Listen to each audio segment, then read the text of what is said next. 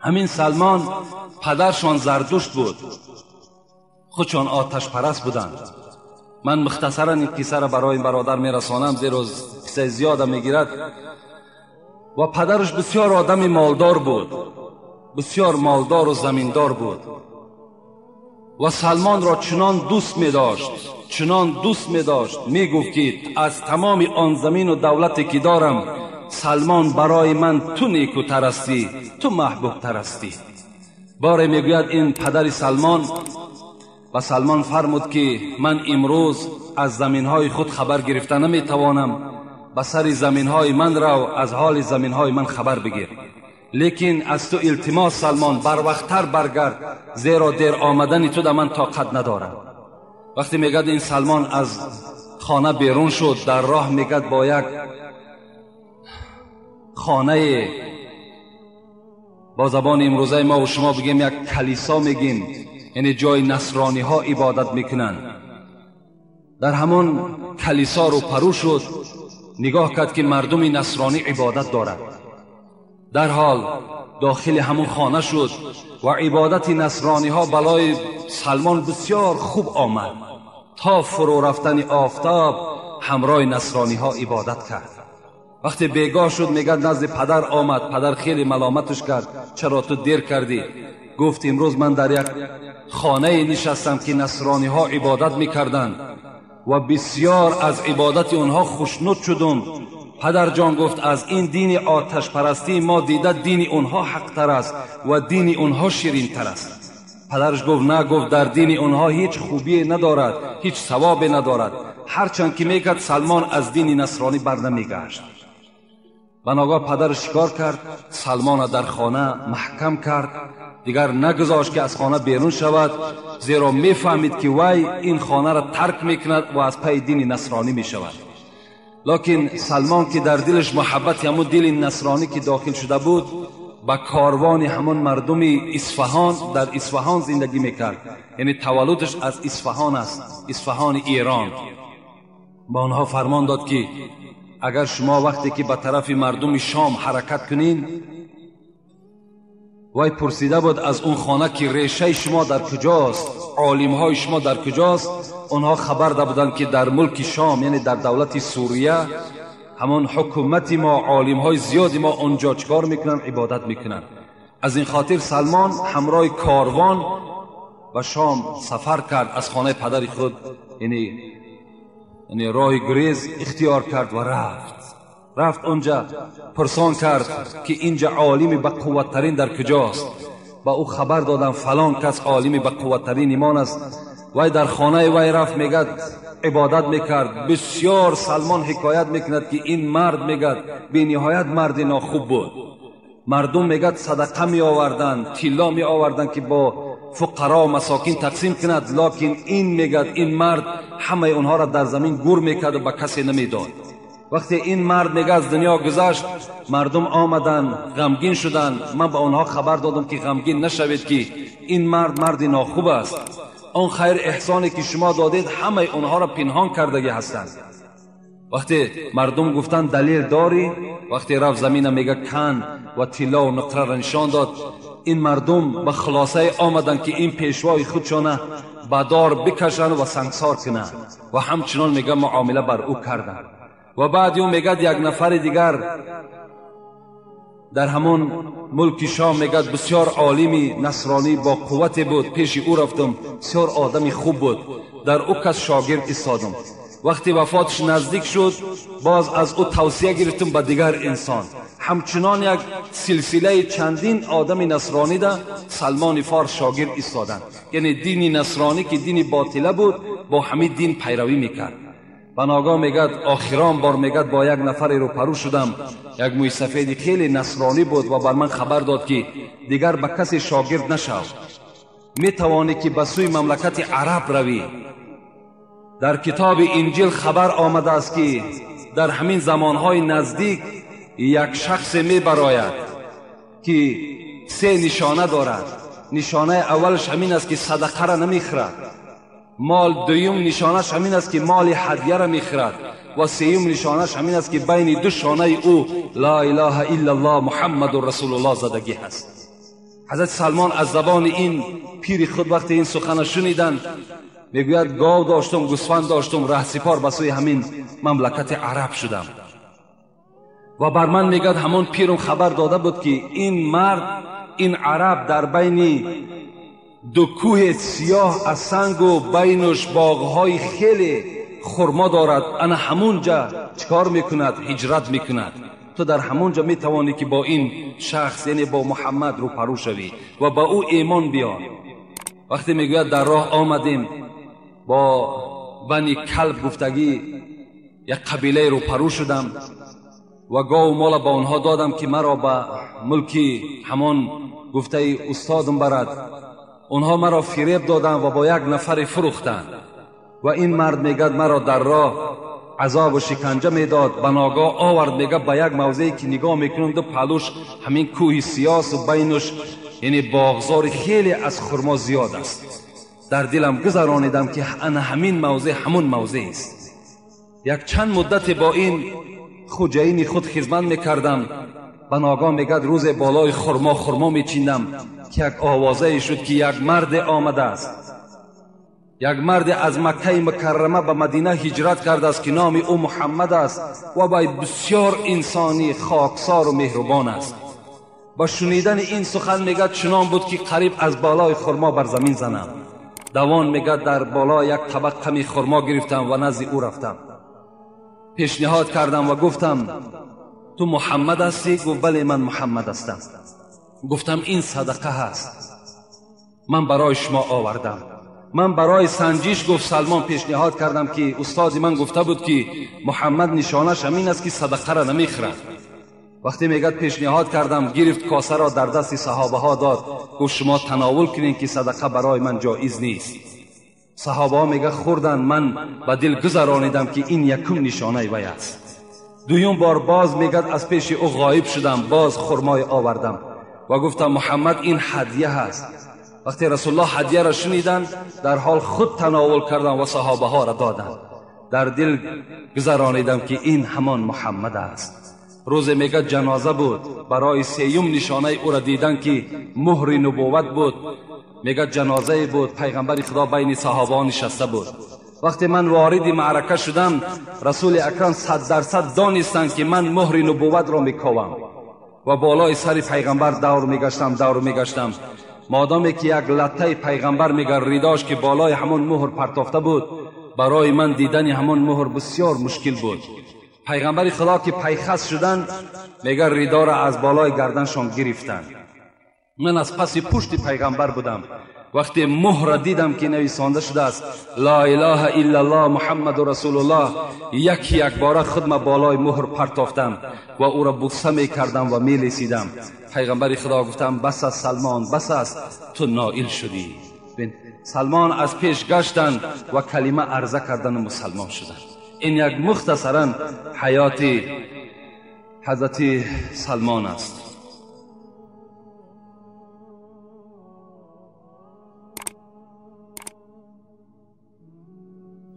السلام علیکم داملای عزیز، آیا در سلام السلام علیکم میگویی یا سلام علیکم؟ یعنی برادر سوال کرده است که آیا السلام علیکم گوییم یا سلام علیکم گوییم؟ پیغمبر خدا چی گفتند؟ ان عبدالله ابن عمر ان رجلا سأل رسول الله صلی الله علیه و سلم ای الاسلام خیر؟ پیغمبر خدا کدام اسلام بهتر است؟ پیغمبر چی گفتند؟ تطعم الطعام و تقرأ السلام علی من عرفت و من لم تعرف. اسلام گفتن همین است که اولا طعام بر اهل مسکین ها دهی و دویم اینکه سلام دهی بر کسی که میشناسی و بر کسی که نمیشناسی. کسی را میشناسی نمیشناسی برای تو فرقی ندارد، باید که تو السلام علیکم بر او کس چکار کنی؟ روانه کنی. جاء رجل الى رسول الله صلی الله علیه و سلم فقال السلام علیکم فرد علیه ثم جلس فقال 10. یک مرد آمد پیش پیغمبر خدا و گفت السلام علیکم. بعد از آن پیغمبر جواب دادند و علیکم السلام و اون مرد نشست. پیغمبر گفت 10 بر تو. ثم جاء آخر، بعد از آن یک مرد دیگر آمد فقال السلام علیکم و رحمت الله، یک رحمت الله زیاد کرد. فرد علیه فجلس فقال 20. پیغمبر خدا گفتن نشین برادر، گفتن جواب سلام بر او دادن و گفتن بر تو 20 بار. ثم جاء آخر فقال السلام علیکم و رحمت الله و برکاته، فرد علیه فجلس فقال 30. پیغمبر گفتن 30 بر تو بار. یک مرد آمد گفت السلام علیکم، پیغمبر گفت این 10 ثواب گرفت. مرد دیگر آمد السلام علیکم و رحمت الله گفت، پیغمبر گفت این 20 ثواب گرفت. شخص سوم آمد السلام علیکم و رحمت الله و برکاته، پیغمبر گفت این 30 ثواب نائل شد.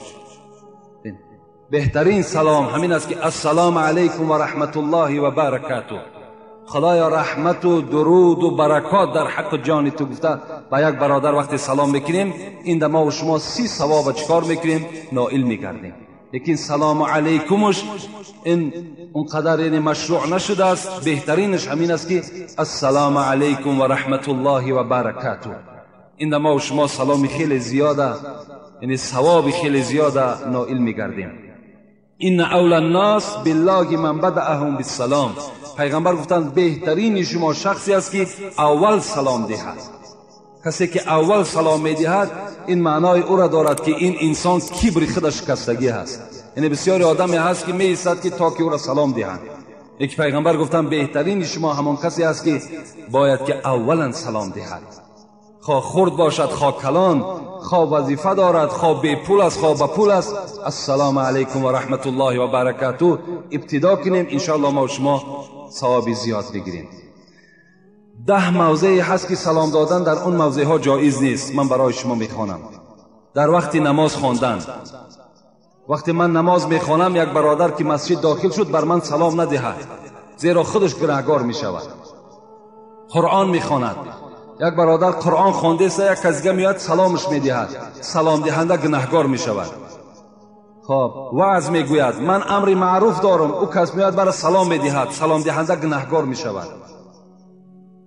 با ذکر مشغول باشی. 4 نه ذکر کرده ایستادم، سبحان الله الحمدلله الله اکبر گفته ایستادم، اون کس میاد مرا سلام میدهد، سلام دهنده گناهکار میشود. خطبه میخواند، وقتی خطبه خواندنی که امام در جمعه خطبه میخواند باید هیچ کس با وی سلام ندهد. کسی سلام میدهد وی گناهکار میشود. اذان میگوید یا قامت میگوید، در وقت اذان و قامت گفتنم سلام دادن جایز نیست به مؤذن. زن نامحرم، کسی که زن نامحرم است یعنی زن نکاحرس است، به وی هم سلام دادن جایز نیست. 6 کافر، آدم کافر هم سلام دادن ما و شما یعنی رحمت خدا را بر کافر روان کردن اینم جایز نیست. با وقتی خانه‌داری، یعنی یک آدم کتاب آورده است یعنی یک آدم خانه‌داری کرده است، یک آدم دیگه بر وی سلام دهد، این هم گناهکار می شود. با وقتی بول و براز، یعنی آدم وقتی در حاجت خانه می درآید، اگر کسی دیگر خواهد حاجت خانه درآید وی را در حاجت خانه بیند سلام دهد، سلام دهنده گناهکار است. 10 با وقتی طعام خوردن، در وقت طعام خوردن هم کسی سلام میدهد گناهکار میشود. امروز در مردم ما همین دست در قوقای با این بالا تا زور کدم یا دست میگیره سلام میکنه. این سلام جایز نیست. آخه وقتی در آمدین میبینین مردم طعام خورده است، قیام 10 نکیش هم سلام بدین، امروزش کفایت میکنه. السلام علیکم بس شرط نیست که با پیش هر آدم دور زده و تمام مردم از جاش ناراحت کنید. این از طریقه سلام. السلام علیکم دامنای محترم، آیا در یگان کتاب خبر افیون آمده است؟ افیون در قرآن، افیون حرام است.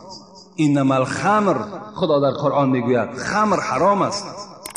الخمر ما خامر العقل، یعنی چیزی که عقل آدم اگر میپوشاند، کسی عقلی، یعنی چیزی که عقل آدم میپوشاند، چه افیون باشد چی ناس باشد، چی سیگاریتش باشد، چی عرقش باشد، چی گرئینش باشد، چیزی که عقل آدم میپشاند، این چی است؟ این خمر است خودش، این افیون است. در کتاب خلاصه، فتوای خلاصه است،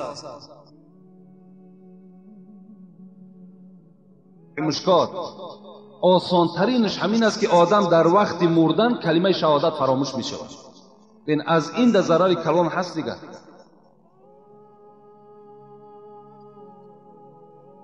السلام علیکم حضرت حاجی مرزا، ما از شما یک سوال داریم. من خود تجارتکار هستم، از بانک سوم بگیرم فائز قطعی چه خیل می شود؟ با ما میفهمیم البته فائز حرام است، چه از بانک میگیری چه از دست یک نامسلمان دیگر میگیری که امروز بسیاری از برادرای ما و شما فعلی همون یهودی ها را یاد گرفتن، قرض حسنه را فراموش کردن، یعنی قرض ثواب را فراموش کردن، برادری را بریدن، نابود کردن.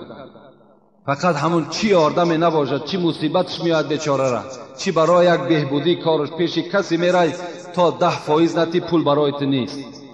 او فکر نمیکند که این 10% که تو میگیری آخه برای تو حرام است. تو وقتی حرام میخوری تو وارد دوزخ میگردی، جایز نیست. السلام علیکم داملای شیرین سخن، سوالهای مرا ساده کرده فهمانید. اگر خواب بینی که پدر و مادرت قضا کرده باشد چه حال دارد؟ ما از زنها میشنویم که عمرشان دراز میشود. بابای داملا، ما از زنها میشنویم که خواب بینی پریدسته باشی گناهانت میریزد. ما از شما خواهش میکنم جواب. من تعبیر خواب نمیکنم که مثال تو از کدام زن چیزی میشنوی نمیشنوی. یعنی تعبیر خواب پدرت میمرد، مادرت میمرد، مردن حق است. دیگر عمری و دراز میشود نمیشود، این به تقدیر خداوندی وابسته است. من مثال تعبیر خواب کردن نمیتونم. السلام علیکم داملای خوشزبان، التماس میکنم که از تگ دل شما دعا کنید چی مراد و مقصود باشد، مراد و مقصودم حاصل شود. داملای عزیز، این برادر چی مراد داشته باشد، خدای مهربان به حرمت این روز جمعه اگر مرادش مطلوبش نیک باشد، به فایده جمعیت و به فایده اسلام باشد، خدای حاصل بگردانی. آمین یا رب العالمین. السلام علیکم استاد عزیز، آیا درست است که من خواهر خود را بوسه کنم؟ من در این باب چند بار صحبت داشتیم که ابولیث سمرقندی ما و شما 5 نمودی بوسه را برای ما و شما اجازت دادند.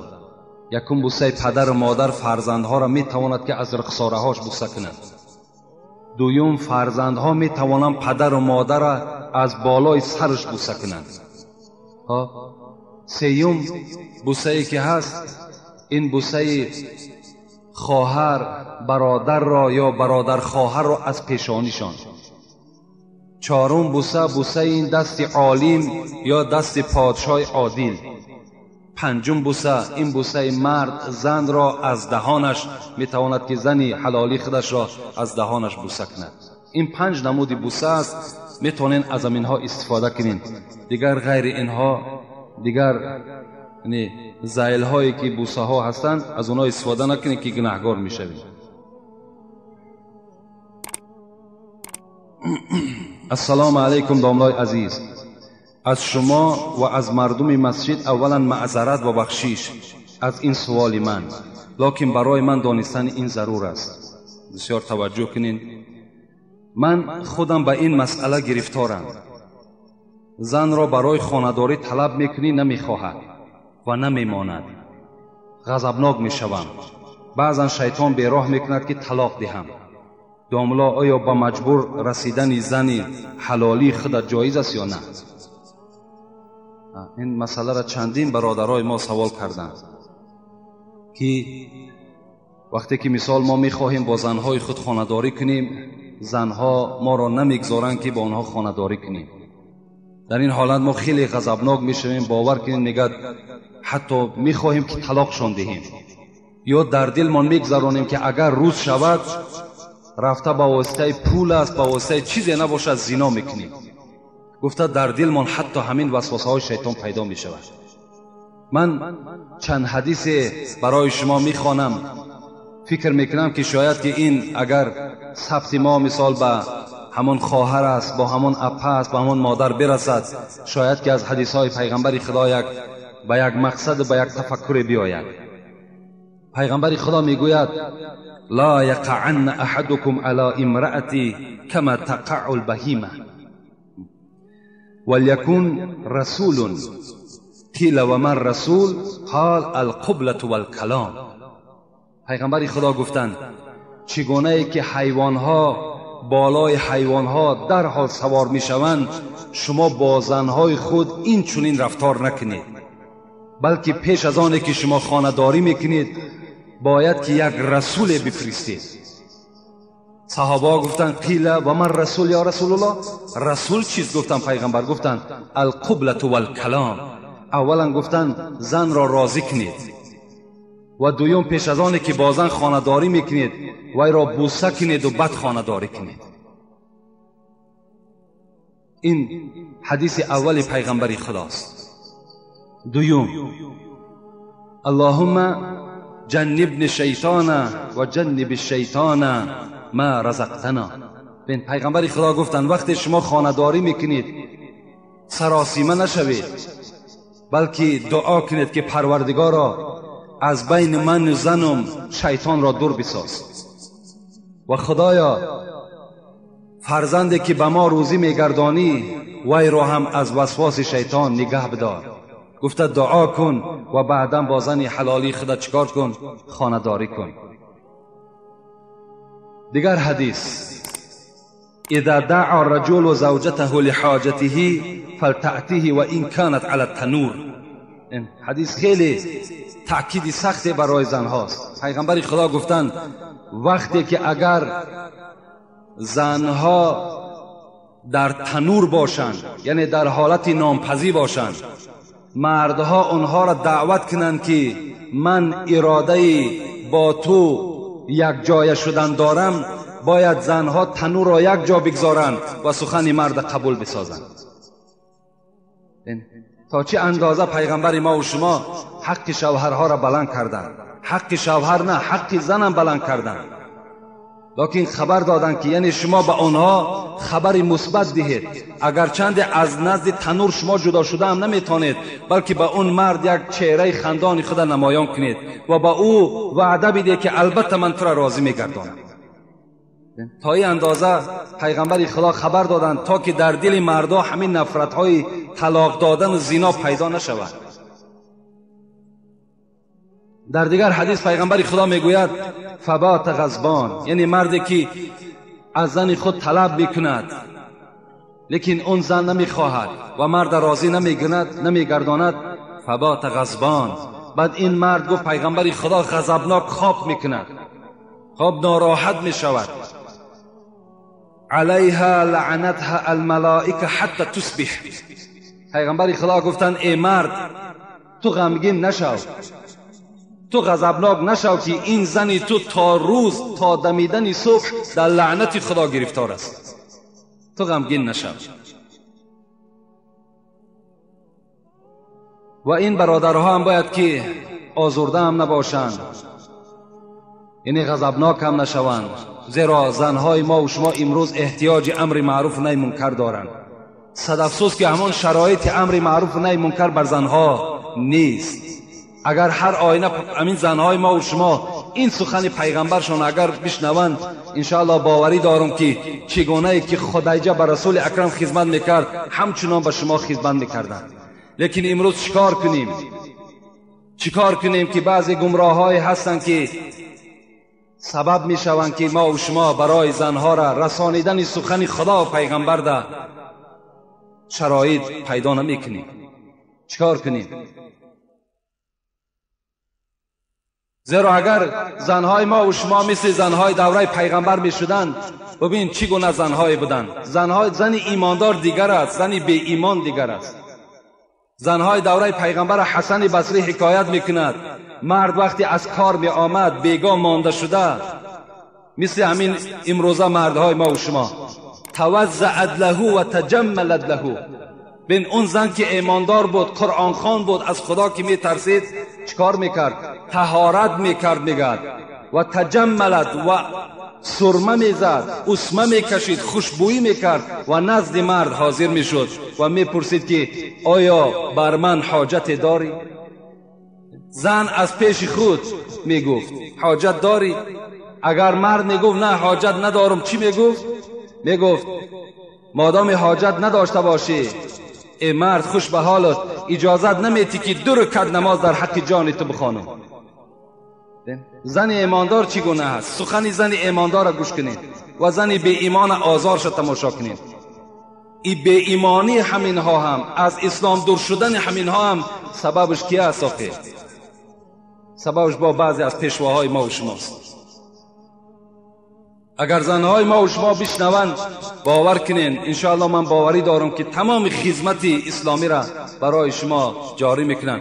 یک قصه یادم آمد، همون مادر ام سلیم بن زن ایمانداره، وقتی که شوهرش یعنی یک فرزند داشت به نام انس، وقتی شوهر اولش از دنیا گذشت شوهر دیگری برای تربیه انس گرفت که این ابو طلحه بود.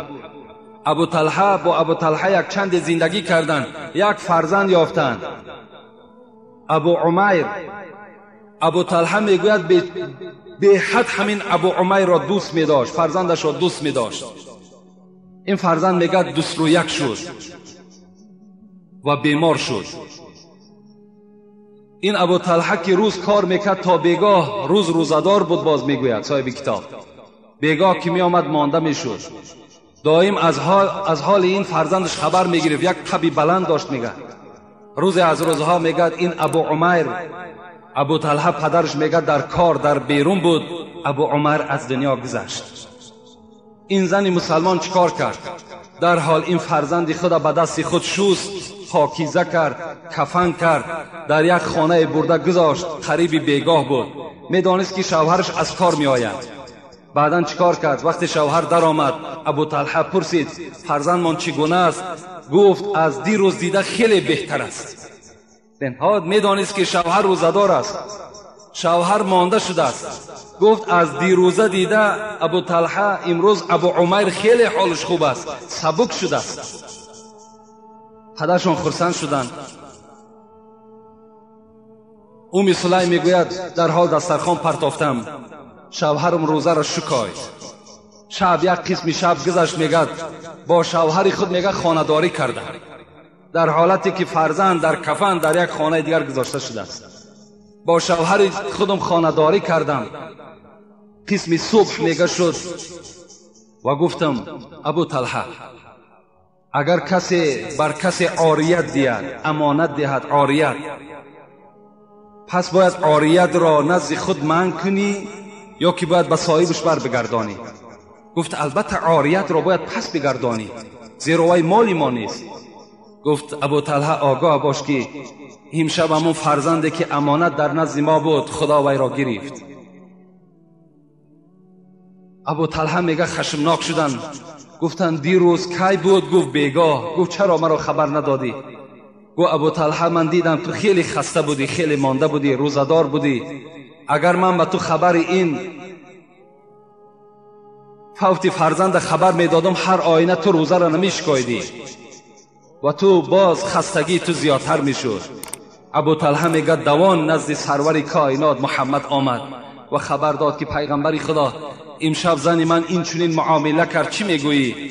گفت خداوند در این شب شما مبارک داد، این شب شما را خیلی شب مبارک گردانید.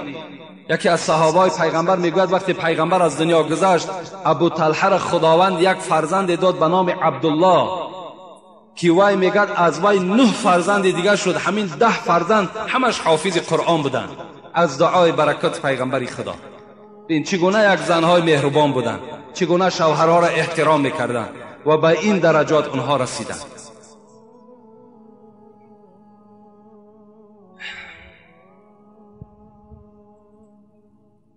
السلام علیکم. طلب از قوم مسجد. یک روز ما بین عصر و شام در مسجد یک حدیثی را خواندیم که اینجا تکلیف یکی امیرعلی شد که همین حدیث در جمعه شما خانه تا که همین ثبت کسی توی شود و شاید یک زن گوش میکند و همین حدیث او به خلاصه می آید. این حدیث چنین بود، اینم طبق همین موضوع است. قال رسول الله صلی الله علیه و سلم ایما امرأة سأل زوجها الطلاق من غیر ما بأسین فحرام علیها رائحة الجنه. پیغمبر خدا چی گفتند؟ گفتند که کدام زنی که از شوهرش طلاق را طلب میکند من غیر ما بأسین، از غیر آنه که هیچ لازم طلاق نبود، یعنی مقصد این که وقتی که میبیند همین مرد یک زمان دارا بود و امروز نادار شد، میبیند که تا دیروز از زنده میرسید، تمام نوشاکه ها میرسید، تمام لباس میرسید، امروز به سبب یعنی خرابی جمعیت و نیافتن کار و بار مرد امروز احتیاجمند شده است. این زن در حال چکار میکند؟ در حال از این شوهر طلاق طلب بکند و میگوید که من از تو چی دیدم؟ اگر زنی که این لفظ را استفاده کند، پیغمبر خدا گفتند فحرام علیها رائحة الجنه، بوی جنت از 500 سال راه بر جنتی ها میرسد. یعنی بین ما یک خوشبویی میزنیم، خوشبویی که مخلوق تیارش کرده است، ممکن که در مسافه 10 متر یا 20 متر به مشام شما برسد، لیکن بوی جنت چنان بوی زیبایی هست، پیغمبر خدا گفتند که از 500 سال راه به مشام جنتی ها میرسد. انا همین قدر مسافه دور همین بوی جنت بر دماغ همان زنی که از شوهر خودش طلاق طلب میکند نمیرسد.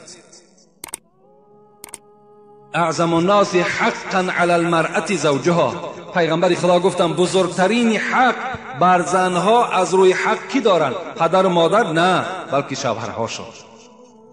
هر جایی که زن بخواهد که سفر کند از شوهر میپرسد، هر کاری را که انجام دهد باید از شوهر پرسد، دیگر از پدر و مادر نمیپرسد. زیرا بزرگترین حق بالای زنها وقتی شوهر میکنند این حق شوهر است. من دوست می‌دارم که بسیار زنها وقتی شوهرها از کار می‌آیند با یک چهره خندان، با یک تبسم، اگرچند که مرد همان روز هیچ فایده هم نیاورده باشد، بلکه تسلی دهد که میلش امروز در نصیب تو نبوده است، در رزق تو نبوده است، مانده نشو، پروا نکن، انشالله فردا میابی، فردا هم نیافتی فردا دیگر میابی. من در ناداری تو، در داراگی تو طاقت کرده بودم، در ناداریت هم طاقت میکنم. این چنین اگر لفظا از زنی ما و شما، خواهرای ما و شما صادر شود، انشاءالله زندگی اونها خیلی نیکبخت میشود. باور کنید زندگی اسما را وقتی در کتاب میخواند انسان هیچگاه طاقت کردن نمیتواند. اسماء دختر ابوبکر صدیق بودند، یار اول پیغمبر خدا بودند، شخصی بودند که به 2 نفر سلام از خدا